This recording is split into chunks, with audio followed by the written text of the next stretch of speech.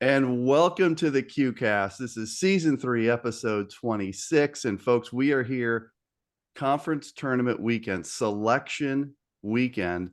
And we're going to go right into the middle of it with my next guest, who is one of the impressive student athletes on the Johns Hopkins University men's basketball team, Mr. Tom Quarry. And Tom, we've been having some banter on Twitter, and we ran a little poll to see if people thought you were now officially a D3 nerd since you were running these models. And I think 97% of the people voted that. What did you think of the results, Tom Quarry, of that poll that was run on Twitter? I would have to agree with them. I'm definitely a D3 nerd. I'm definitely a nerd overall, but I voted for myself in that one. I voted yes. Well, So that's impressive. You and 96 other percent of the people. So that's really cool. In all seriousness, Tom, this is really great. What a great time of year. And we're going to get into kind of your background and everything, but just first in terms of your team, you guys are coming off a big win over Muhlenberg, 85-51. That advances you to the Centennial title game over your rival Swarthmore. That game will be tomorrow at home at 3 p.m. Eastern. Great time of year. Just talk through what it's like to be going through all of this stuff as a student athlete. yeah, well, first and foremost, what a great time of year if you love basketball. And I'm someone who loves basketball, but it's even better to be part of a team that's getting to compete for championships. And I mean, last night was a lot of fun. We came in with a plan and we executed. And I think it really showed that our team is really deep and really good. And if there were any doubts that they weren't going to be up for it, then I think they're all gone. Yeah, you looked great against Muhlenberg. The Swarthmore game, we'll get into that in a little bit because that's an intriguing matchup. You guys split the regular season, so you're 1-1 at this point. This will be the rubber match. But let's just first, Tom, talk about you. And before we get into anything deeper, unfortunately, you suffered an injury a couple weeks ago. I saw the video of it, and if I recall, it was just kind of like an awkward play and an awkward landing. And is it? Did you break your wrist? Is that correct? Mm. So broken wrist. Are you officially done for the season? Yeah, so I'm gonna have surgery next week, and then I'll probably be back. I'll be back soon, but not in time for the season. Gotcha. Okay. Well, and that's a heartbreaker because you've been part of it for so long, and you're the kind of student athlete that everyone's rooting for and wants to see you ride this thing out into the tournament in a deep run. So just so everyone knows, Tom is out with injury.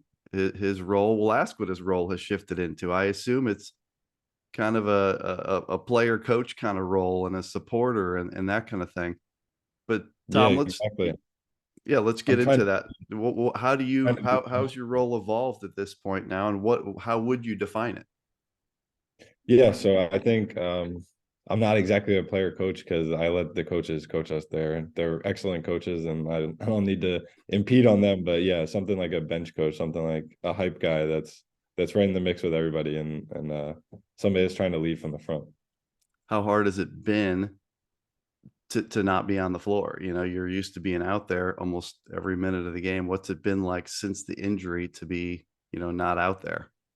Yeah, it's tough. The first couple of games it was tough, and just like realizing that I wouldn't play again was definitely tough. But last night, I mean, I'm like screaming out Muhlenberg's calls and trying to like encourage us on defense. So I can't feel too sorry for myself because I think this team can go really far, and I think that we still have our best basketball to play, and I think that people will see that now, and I have to stay with the team and try to lead as best as I can.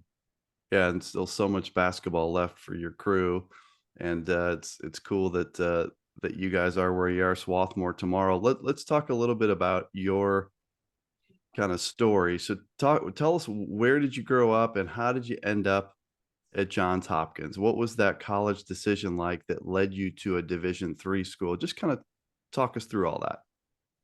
Yeah, so I grew up in Philadelphia. I went to Father Judge High School, plays in the Philadelphia Catholic League, a really well respected basketball league. So I've always been a huge basketball fan and a huge college basketball fan. So when I was in high school, I didn't really think I would play college basketball until I got a little bit older. And my junior and senior year, I kind of started getting recruited by D3 schools, and I got pretty good grades. So it allowed me to get recruited by some schools like Hopkins and Swarthmore and a lot of high academic D3 schools. And I saw how much these schools cared about basketball and how much their coaches and teams really valued basketball and made it their entire life. And that's exactly what I wanted to do. I just wanted to be part of a team that competes and wins and um, plays hard and anything else that just makes basketball the number one thing, and then everything else separate. Did you ever consider going to another school where basketball wasn't a possibility, like a larger school, or were you sure that you were going to go and play college basketball? Yeah, definitely not. My junior year, I played sparingly off the bench. We were a really good team. We finished fifth, and then senior year, I played a little bit more. So by that time, I knew I was going to play college basketball. But I always liked the University of Notre Dame. I remember visiting there my junior summer and thinking I could go there. Or UNC and Duke, I visited there. I actually, the first time I ever got written for like playing well in basketball, the guy was like, "Oh, who have you been talking to?" And I was like, the last three visits I went on college visits, just walking around the campus were UNC, Duke, and NYU. And I didn't want to say UNC and Duke, so I just said NYU, and they printed like hearing from NYU, even though I was on the library tour with the rest of That's this. great. That's awesome. Who did your college decision come down to? It was Johns Hopkins, and like who was that tough one you were picking between? Yeah, so my last two were the only two I took official visits to were Johns Hopkins and Swarthmore. Okay. Swarthmore's a lot closer to my house. A lot of my family lives right around Swarthmore, so that would be cool. But I mean, there's nothing like Hopkins. I love it here. As soon as I stepped on campus here and I met all the people involved with the school and especially our program, I knew it's where I wanted to be. So there was really no decision after I came here. That's awesome. You're a grad student this year. Well, what's your undergrad degree in, and what are you getting a grad degree in? Yep. So I studied economics for my undergrad. I graduated, and then my master's is in finance, and I'll graduate in August. So it's a 1 year MS program. And do you know what you're going to do post graduation? Do you have anything finalized yet, or is that kind of still to come? I'm gonna try to play in Europe somewhere. Still finalizing where, but definitely basketball. That's great. As soon as Yeah, I there's get. a whole bunch of great D3 players that are able to go overseas and play and do really well. There's, hundreds of guys of track record there. Yeah, Um, I know a th- ton. A lot from Hopkins too. but we should also mention that Tom is in the library as we speak. So this is a very YD3 QCast. Is that correct, Tom? You're like right in the library right now. That's true. I'm on the second floor, but this is a really nice library. I can imagine some other schools' libraries probably are a lot smaller and not as nice. I'm sure that the Johns Hopkins Library is at the top of the list. I have no doubt about that. Yeah, Uh, I'm very grateful it's this big.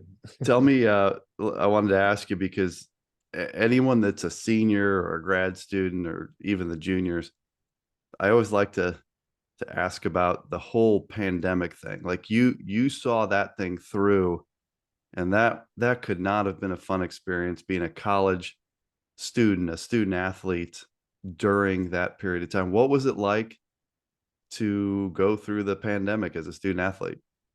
Yeah, and especially at a school who was really at the forefront of confronting the pandemic and Right. tracking it and had to take a lot of precautions based on it. But I mean, honestly, we were all here trying to see each other as much as we could safely and practice as we could safely. But it was really hard because we weren't allowed to do any of those things. We were playing outdoor basketball in February in Baltimore outside on one of the courts in like full jackets and hats. And I think that really was like a turning point in a lot of people on our teams, like careers and lives. Like, hey, we really want to be good. Like no one else is doing this. We see it as our job to get better no matter what they throw at us, even if it's a global pandemic that shuts down the world for a couple of years. We have to keep going. We have to keep getting better. And I mean, it's when you reap the rewards of that after winning the championship last year and then having a great season this year, it really proves that hard work does win out. And I'm I think this is a true statement, but let me make sure it is. If obviously during the pandemic, we all became familiar with sporting events with no fans, watching Major League Baseball with cardboard cutout people.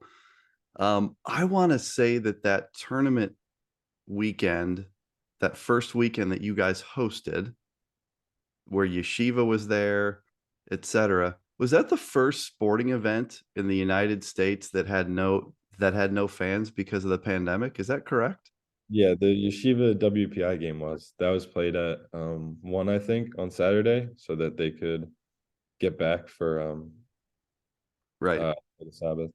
But yeah, so that was the first game, and then we played Penn State Harrisburg that night. So we weren't technically the first game, but the first sporting event with no fans was held at Johns Hopkins, and it was a crazy time. I mean, we walked in the gym and not really knowing anything about COVID yet or anything, so Right. we were a little nervous, but just kind of it was weird to play with no one there, especially when we were expecting like tons of people to be there, just because we were hosting and Yeshiva has a lot of fans, especially in our region.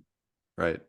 Yeah, that was, yeah, you could feel it, right? I'm sure that, especially being there at kind of the epicenter, like you said, at Johns Hopkins, did you have just a terrible feeling heading into that weekend of games? Like, as Tuesday turns to Wednesday and Wednesday to Thursday, did it feel like things were going down a bad road, or was it a week later, after you were already done playing? Like, what did it feel like that weekend of games with no one in the stands? Did you think we were heading down a real tough road?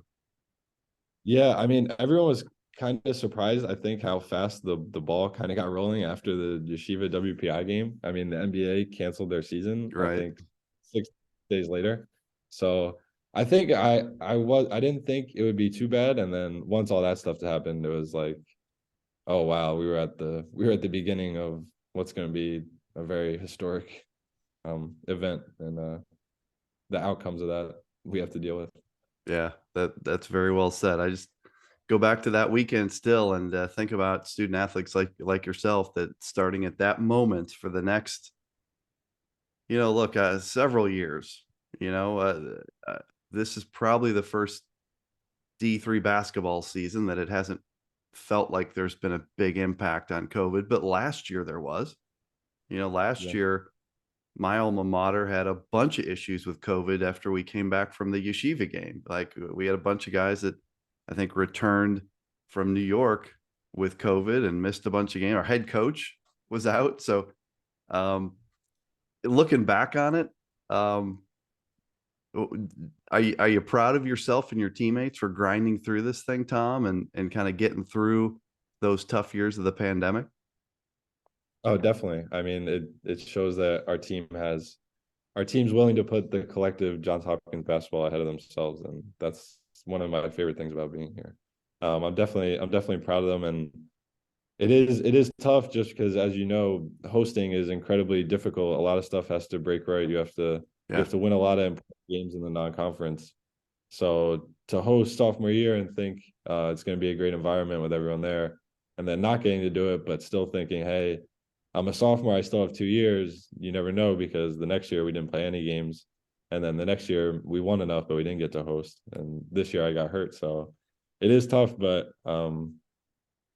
I thought that I would get a chance to play at home again, but you never know. So you gotta take the opportunity as it comes, and that's what I'm trying to do now. Last year you got sent to what, Stockton, right? Yeah, which is actually right next to where I live, but so that wasn't that bad. But You guys, I like their it's huge. yeah, you guys had a great game with Yeshiva in round one. So you had to deal with Terrell and Loeffler and Ofek Reef and those guys. That was a great game. I watched every minute of it. You guys came out on top. You shot the ball really well. What are your recollections of that first round game last year against Yeshiva? Yeah, that was awesome. It's also one of the best stories because as a D3 basketball player, I'm always glad when D3 basketball gets a lot of coverage, and Yeshiva that year got a lot of deserved coverage. I mean, they were an extremely good team, and the fact that they have a true college basketball fan base in D3, it's not something that's true for a lot of schools on the East Coast. I know Yeah. for the Midwest and some other schools, they really do have fans, but I remember somebody in high school telling me like, yeah, you're going to be playing in front of your parents and a couple other people. Like, there's no fans for these games, but that's really not true for Yeshiva. And they brought tons of people to that game. Oh yeah. And so do we, and it made for a great college basketball environment. And that's just something I love in a vacuum. I didn't even have to be there, but to be there and playing on the floor, that's even better. Yeah, it was a really cool game to watch, and I can't remember. Terrell made a big three from the left wing, really deep shot. I can't remember if he tied it or made it like a 2 or 3 point game late. You guys hung on. Awesome college basketball game. Let's talk a little bit, Tom, about where you're heading into right now. So this big game tomorrow against Swarthmore. Again, you guys have split the season series. You guys are sitting here 23-3 and 16-2 in the league. Your only other loss in the league in the year was at home to Muhlenberg, and then you later won at Muhlenberg, so you kind of avenged that loss later. It's funny, as a top 25 voter, I have a hard time ever separating Johns Hopkins and Swarthmore on my ballot. It's like I'll put 110, and then it's like, well, the other one needs to go like 9 or 12 or something. Like your resumes this year have been so similar, and it's hard to draw too much separation from that. National resume wise, they're they're way up there, but that's just a kind of a matter of a few decimal points. Like you guys aren't that far behind. So going into this game tomorrow, kind of a toss-up type of game. It's at your place, so maybe we favor Johns Hopkins. But what do you look for tomorrow as you head into the third matchup between these two great programs? Yeah, I think it's going to be an awesome game. It's been the Centennial Conference Championship every single year I've been in college. Wow. So it's really a testament to how well Hopkins and Swarthmore have built their programs. I mean, we have the exact same record this year. Yeah, they're 23-3, 16-2. Yeah, and we're playing, and we have very similar schedules, and they lost one game to a different team, and we lost one game, but we both beat that team last night. So, I mean, it's really just shown. I'm glad that there's two programs that can show how good the Centennial Conference is, because I don't think it gets a lot of credit, and I don't think people talk about it. I think Gettysburg and Muhlenberg both would win tons of leagues right around us if they didn't have to play us and SWAT 4 times. But that's just how it is. And yeah, playing SWAT, it's always a great game, and you have to respect just how good they are, because they've been able to go to a national championship, Yeah. and so how like mid-Atlantic D3 basketball, although it gets a bad rap sometimes, is actually really good. Oh yeah, like your league, the top half of your league is obviously the top two in your league is elite. And then, like you mentioned, you go down a few more teams and you still have teams that are kind of like in the national conversation. Um, did you, when Swarthmore played in the national championship against Oshkosh, were you like a freshman? Were you in school yet? I can't I, remember. You were a freshman that year. Did you watch the national championship game that year? I did not. That's I thought, that's awesome. I like that. I respect that. yeah, I forget. I must have been somewhere else, but yeah, that year we went 19-8 and we lost to Swarthmore in the championship at SWAT, and it kind of just I guess it lit a fire. Not that there wasn't already one there, but just on everyone. Because the year before, when I was a senior in high school, Hopkins beat Swarthmore at Swarthmore. So it's been the championship for 6 straight years now.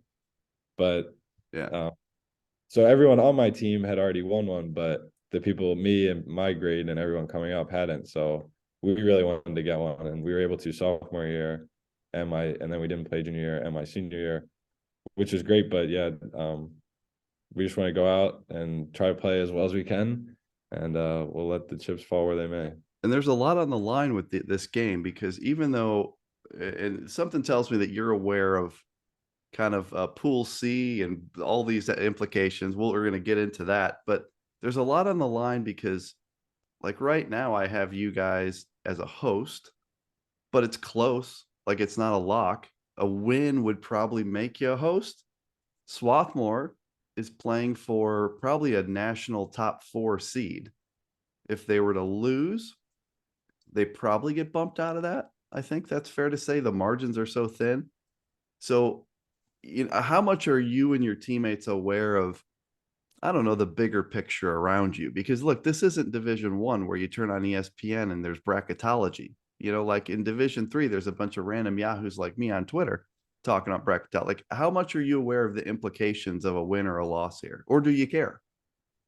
So yeah, it doesn't matter to us. We'll play wherever. I was thinking if we have to go to Stockton, that would be great. I would get to like get my parents to do my laundry, and I guess some home cooked meals. That'd be fun. But yeah, if we get to play in Baltimore, that would also be cool because we get tons of people out to the games, and our gym's really small, so it's a great environment because there's not a lot of seats and it's a packed house. But yeah, we'll play wherever. I would say I'm super aware of all those things, but I don't think anyone else on the team is. So I let I let them just play basketball, and I'll worry about that That's stuff. the best approach, Tom. I would say that, yeah, following Pool C bubble projections is probably not worthwhile for a college student athlete. But I'm glad that you know what's going on.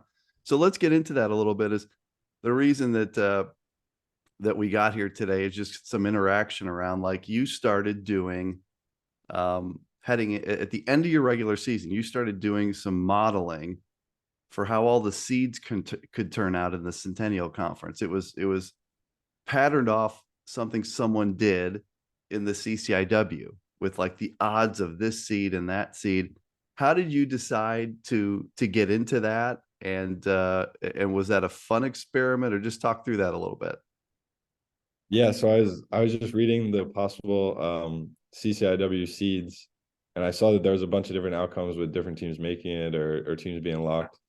And I knew that the conference still had 2 games, so I was like, well, that leaves 2 to the 10 possibilities of ways ways that it could all shake out. So I wanted to see if there was any way we could host the championship game because at that point we were still a game behind Swarthmore in league standings.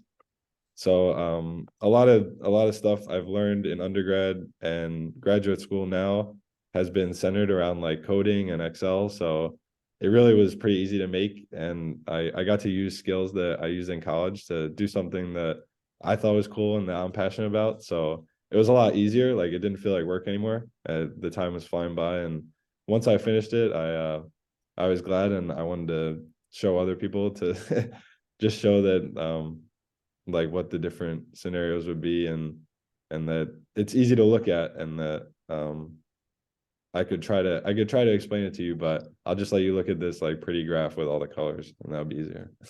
That's very cool, because you know what you're going to find, Tom, and you're in the real world here when you leave school and you enter the real world. A lot of this crap that you're learning, you're gonna apply it to stuff like, Pool C bubble projections and fantasy football and fantasy baseball. And these skills you're learning aren't just going to be applied to your job, Tom. So, like, being able to process some data and use data to tell a story, these are skills that are going to stay with you and be used day in and day out, my friend. Um, what do you want to do when you graduate? You talked about your degree, undergrad in economics. Your master's will be in finance. In a perfect world, for those watching the QCast that are watching talented Tom Quarry on here and have some job opportunities, what would you love to do in a perfect world post college here? What kind of job? Yeah, I would love to work in finance. My mom is a CPA and my dad was an options trader on the stock exchange for a long time. So it's always I've always kind of leaned towards that. I like math a lot. I I've tried to shown that it's okay to be a nerd, and you can still be okay at basketball as long as you keep shooting and practice enough. You can do both. It's not a bad thing. But yeah, I wouldn't apologize for being a nerd. I love math and I love solving problems. So anyone who needs somebody whose expertise is in economics and finance, who's a problem solver and a good teammate, that's who they should look for. Yeah, I think, down deep, the great thing about Division 3 is it's student first. Truly student athlete is a thing, right? And it is student first. And kudos to you for everything you've done academically first. And yeah, I love that you've gotten into this analytic side. And maybe someday, maybe you're the next generation of like pool C bracketologist, D3 bracket. I mean, just just think about it. I know that it's a while away, but maybe someday you're a guy that steps in, Tom. I hope that might be the case. Before I let you go, I wanted to ask you about your head coach, Josh Loeffler, who is just one of the top coaches in Division 3, incredibly successful. Talk a little bit about Coach Loeffler, if you would. Yeah, he's an awesome coach. From the moment he recruited me, I could tell that he really cares about people and cares about our team and just cares about things that he's involved in. And I mean, would do anything for anybody on our team. And that type of leadership is something that you can't really quantify or say put a price on it. Like it's the reason why we never slip up and we've been able to go 22-3 every single year that I've been here, except for my Right. freshman year when it was his first recruiting class, really. So every year it's been his players. He's basically lost minimal games and has made Johns Hopkins into a powerful D3 program, which at the time I was a freshman, I was looking at all these places like not looking to go there, but like Amherst and Williams and thinking, wow, they finish 10 every year. That's extremely Right. impressive. And now I think we've built a program. I think if you watch any of our games and you see the people coming up behind, if you especially watch the last like few minutes when we're winning, you'll know that Johns Hopkins is a basketball program that's here to stay, and especially in the Centennial and I think nationwide. But yeah, that's I would attribute that a lot to Coach Loeffler.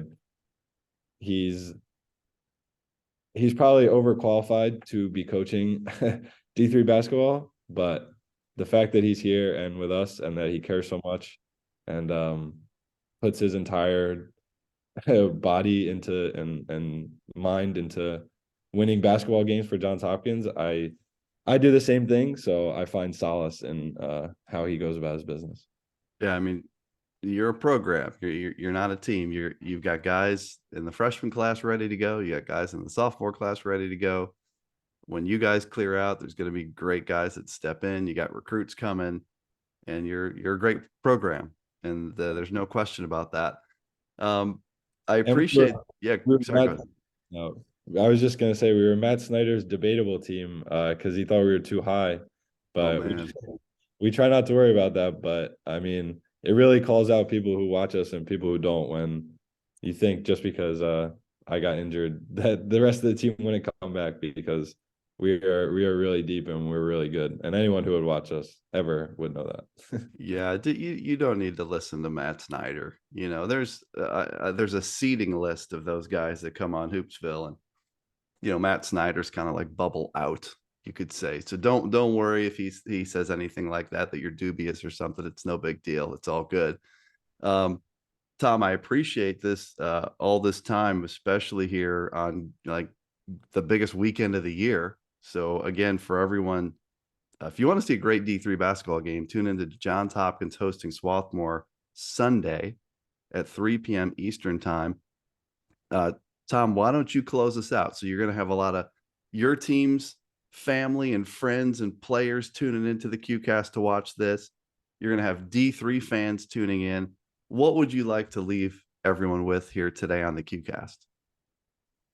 Uh, just that sports media and D3 basketball are both important, and I think that there is a way to link the two. And I think that D3 athletes do deserve to get talked about, and I think it's very, very important that things like the QCast and Hoopsville and D3 Datacast exist, just because the spotlight put on all these people who they have practice. I remember you talking about Karen, who was playing in the Yeah. SAC tournament. Like, you think it matters any less to them that they're not going to be hosting or there's going to be a 4 seed? And that's true. A lot of D3 schools deserve coverage and they don't get it. So I'm glad that there's at least something. And if I can continue to be an advocate for D3 athletes and show that you can crunch numbers and do Python coding and Excel spreadsheets, but then also dunk on people. I'll try to do that as best I can. That is probably one of the best closeouts ever on QCast history. And you know what? That's why those of us that are out here doing this kind of thing, there's many of us. The reason we're doing it is exactly what you said. It's because there is no difference between a Division I student athlete and a Division III student athlete. You're working literally just as hard. You care just as much. And those of us that are D3 fans, I mean, honestly, I couldn't tell you the last time I watched a D1 game. You know, my wife went to Purdue, so I should be watching these Purdue games with her. But very well said, Tom. I wish you the best of luck. Really sorry about your injury.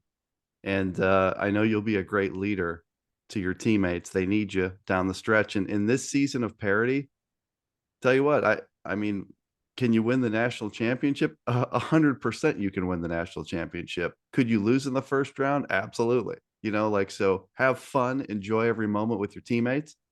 Folks, that is QCast season 3, episode 26. Tom Quarry, the talented 6'7" grad student from Johns Hopkins University. Tom, thanks so much, my friend. Yep. Thank you so much for having me.